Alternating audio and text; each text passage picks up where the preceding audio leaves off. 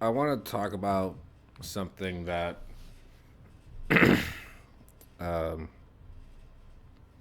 might hurt some people's feelings. I want to talk about weakness, what that means, and how we don't really have a consistent perception of it. And to me, strength is the ability to demonstrate your capabilities through minimal action and your ability to restrain yourself from allowing situations to be made worse. So, why do I say this? I think that we have a lot of weakness in this country. I think America right now is very weak. I think that when I look at it, when I look at our country, I don't see a well put together, competent, capable, and dynamic or fluid system. I see a lot of broken groups of people trying to reach for power and frames of reference being looked at through such strict lenses that those references aren't allowed to change until they are politically convenient. This is Brownie, by the way. Oh, good boy. It's a good boy. Yeah, and I find that we have a lot of weakness. I think people are pretty weak right now. You know, I I think that our inability for conversation shows how weak we are because we are so scared of being able to admit when we are wrong that we don't allow ourselves to be right. And I think that people are cowardly when it comes to their opinions because we want to be right so badly that we don't actually care if we are. We just define ourselves as correct. I think things might trend one way or the other depending on the political landscape. But for a country that claims to be number one, we like to go to war a lot. We like to argue a lot. We like to demonize people a lot. We like to point the finger at those who are not ourselves a lot. And we like to blame problems on things that are wholly irrelevant and take credit for things that we haven't done. We have a system of liability where everything in our country is just pointing the finger to somebody else. You are responsible for this. I'm not responsible for it. You know, the stereotypical example would be two people who get into a car crash, and both people say that their backs are hurt, and that it was the other person's fault. Everybody points the finger at somebody else. That's just a microcosm of what we do in this country. Is everybody just wants to point the finger at somebody else because we are so weak. We can't just simply look at ourselves and say, "Hey, I fucked up from here. Hey, I'm wrong about this. Hey, this person that's criticizing me has made actually a pretty good point about it." And I need to be able to look past my feelings about what they say and acknowledge the criticism and confront that criticism. You know, David Goggins, I don't like David Goggins too much because I think he's a little bit too extreme. I mean, I don't hate the guy, but I feel like his mentality is just you got to be hard for the sake of being hard. But I do like what he says when he says, like, if somebody calls you fat, they might be calling you fat to be mean, but it also could just be because you're fat. That was loud as fuck.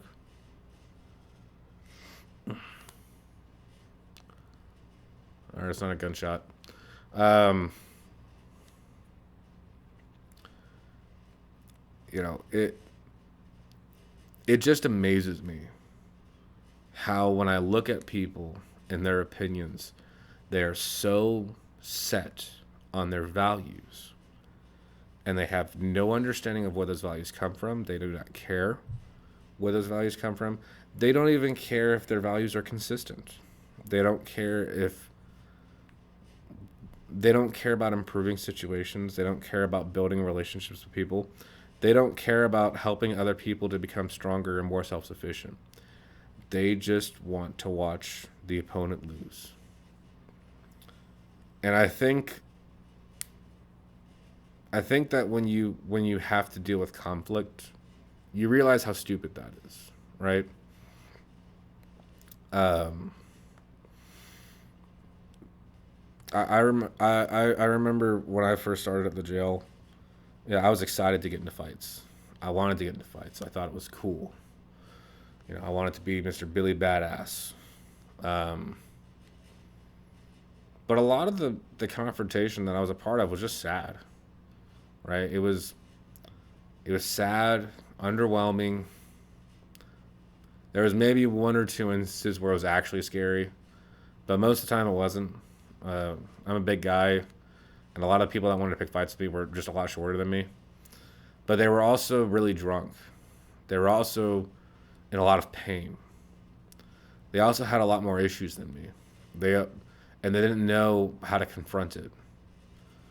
And so it was just them trying to punch back at a world that they felt beat them down to a point to where they just didn't want to confront the fact that they're the reason why their lives suck so bad. And I think that's weakness. I think I think that we have a lot of people who just want to lash out at others because they're hurting and they can't look at their own actions. They certainly can't look at their own politicians and acknowledge where or how they've gone wrong. You know, we it kind of amazes me really. Like we'll have like a school shooting, and the media will like clamor to see what political affiliation that shooter has, to a point to where it's so transparent. It's just, hey, let's try to blame the party we don't like that did it, and say that it's their ideals, it's their violence that causes this violence, instead of actually looking at the individual itself, right? Um, I live about an hour and a half away from Commerce, and last year we had that shooting at the school in Commerce. I can't remember what county it was. Um, was it Clark County? I don't remember what fucking county that is. But it was a pretty bad one. It was the school shooting that happened in Georgia that made national news. Um, it was just people who wanted to find a finger to point it at. And I thought about it, because in Columbine, and we know this because of the older news videos that we have, and we know this because of uh, the acknowledgments that we have today. But back then we didn't have those acknowledgments. They tried to blame that on Marilyn Manson. Um, we've always had people trying to blame it on violent video games. There's a documentary that's one of my favorite documentaries. It's about steroids and a dad whose kid killed himself. He wanted to blame it on the steroids, and he legitimately made this huge campaign against steroids because it caused his kid to kill himself. And I think things like that are a self-defense mechanism. I think it's, I think to that parent, and I look at that and I think, okay, what would I think if I was in that situation? Well, I would be very worried that there were some warning signs that I missed. I'd be very worried if I caused some sort of emotional strain in that child's life that pushed him to that point. I'd be very worried that I would be considered a bad dad because I didn't pay attention to my kids. I would be very worried I'm very self-conscious about how I raised my kid. I'd be very worried about what people think about me not knowing that he was on steroids. Um,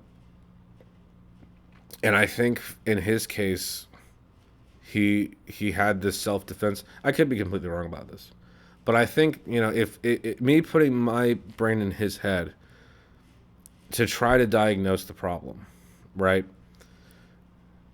That fear of confronting your action and your part makes you just want to point the finger outward.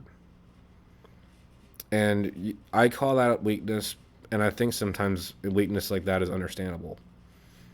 And I think what that situation needs is, you know, like if you have a teenager that's on steroids, right?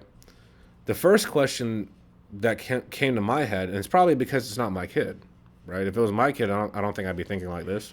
I'd be a fucking mess. I probably would be blaming it on steroids in all honesty.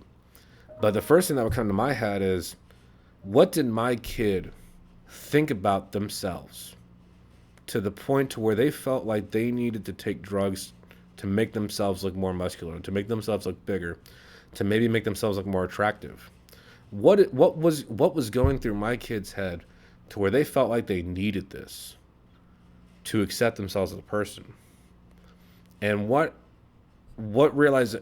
did they realize? How long have they been doing this to where they realized that maybe getting bigger muscles is solving your problems? And did they feel like there was no other option? Did they feel like there was no alternate for happiness? I've played a lot of what if scenarios at my previous job, and I think I'm very fortunate because I believe that the drama class that I had to take in high school that forced me to think in the headspace of what a character would have to think and their goals and motivations and act accordingly in that way. TRPGs where you're role playing is something else, and having to think and imagine what somebody else is thinking and think of the implications and how that person might react and maybe that person's sensibilities. And then I think all of that translated to my job, to where I would not 100% of the time, but a lot of the time, be able to predict, like, hey, this person's going to have a problem when I tell them this. Hey, this is what this person's going to hear if I tell him that this is the reason why I'm telling him. This is probably the best way to tell him this because I think this person just wants to know that I'm not trying to be rude to him, or that I'm not trying to make his day worse, or this person's going to be a problem no matter what because he's just upset and he has already decided that he doesn't like me. So anything that I tell him, he's going to try to perceive it as me just trying to feed him some bullshit because he already views me as a liar, or he views all police as a liar, or he thinks that I look too much like a cop, and because I look like a cop, I'm policed to death. So I must be like all the other cops he doesn't like. All these various ways, circumstances that went into me thinking. I'd like to think that it took a lot of strength for me to look past my initial feelings in a lot of those circumstances to be able to approach a situation with more tact, intelligence, and with that other person's thoughts in mind, to be able to move a conversation forward and to be able to accept when they actually criticize me and it was right. If I told one inmate something and another inmate told me it wasn't fair, I'm like, well, shit, you're right. I guess it wasn't fair. Sorry about that. I'll do this. Or, hey, next time I'll try to do better. Or, hey, I was wrong when I did this. Because a big thing that you have to learn if you're a jailer is that simply going up to an inmate who legally has to do what you tell them to, unless if you tell them to do something that is unlawful, and admitting that you're wrong speaks such a high volume to a lot of them, because they just want to know that you're willing to admit when you're wrong, and simply knowing that you're willing to admit that means that you're man enough to admit your mistakes, and you're man enough to admit when you're wrong, and that when you double down, that you really, really think that you're right, and that you probably have a good reason to think that. And I don't see that when I talk to people. And I think that's why I'm so disappointed at other people my age, and especially other people older than me. I think I expect so much more because that is how much thought I put into a lot of my interactions. That is how careful I am. And I just see carelessness when it comes to people's opinions and dismissals and the willingness to accept an idea that almost always is convenient for your lifestyle. Instead of just carefully sitting down and evaluating yourself and evaluating the situation and understanding where you were right and where you were wrong and why you thought that, even if you were wrong, and maybe why you were so quick to accept an idea without verifying it. And it's a lot of weakness. We uh, wanting to fight people to demonstrate strength shows weakness because you feel a need to prove it. And I think that speaks to your insecurities as to whether or not you are actually strong. I don't need to prove myself. And I think needing to prove yourself is something. I think it's very similar with sex. A lot of guys who go through bad sexual encounters and who get criticized by exes, and those criticisms, kind of like linger in their heads, try to become sex addicts and players to try to verify and validate themselves. Because I think that shows a little bit of a weakness as to basically suggest like, no, I'm going to prove you wrong by doubling down and tripling down instead of sitting there carefully considering, hey, maybe I was just with a partner that didn't like it. Maybe I wasn't even that interested in having sex with her, or maybe she just wanted something else. There's a lot of feelings that goes into the decision making of a person who is so weak-minded that they can't simply admit when and where they're wrong, because your feelings have to be validated to the point to where you have to not say I was wrong. But we don't have that. We don't have strength. We have people who want to blame things they don't like. We have people who want to say that things that they don't like is woke or transphobic or homophobic. We have everything needing to be some sort of political statement. We have people who get placated to because everything is political, and you're either on my team and you're not on my team. And if you're on my team, then you got to say the right things for my team, because those are the only jokes and statements and ideas and opinions that I'm willing to accept. And any other ones are going to hurt my feelings, and I'm not going to like it. I'm not going to really pay attention to it.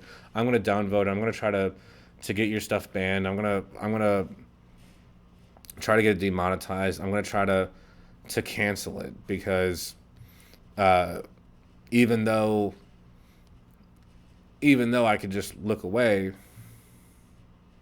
your ideas threaten me so much that I have to be more aggressive about it. And I think that's what causes this political divide that we have, is weakness. Yeah. Your other opinions are so threatening to me that I have to strengthen my resolve. And because I've strengthened my resolve, you're going to strengthen your resolve. And then we're both just going to keep strengthening our resolve. And it's just going to escalate. Even if we are saying essentially the same thing, or we're worried about the same things. I have to look at things through my own lens to the point to where I refuse to acknowledge that maybe you have a different lens, and maybe you have good reason to have a different lens. Or maybe